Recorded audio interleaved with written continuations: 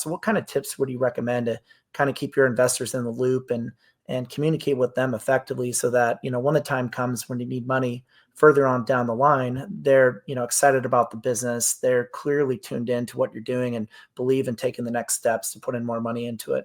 Yeah, that's a great question. And I mean, one of the assumptions in that question is that you have overcome the major challenge of getting them to trust you with their capital. And so you want to build on that trust.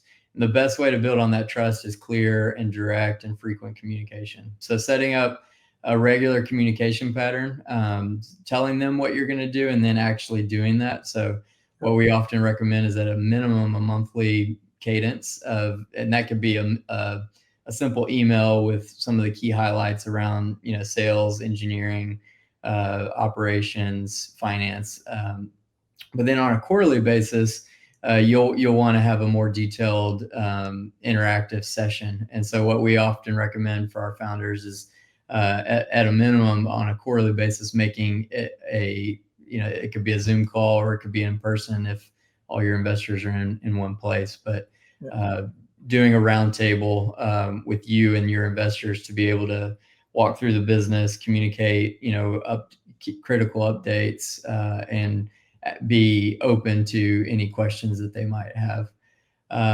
That consistent, transparent interaction builds trust, and it allows them to know what they can help you with.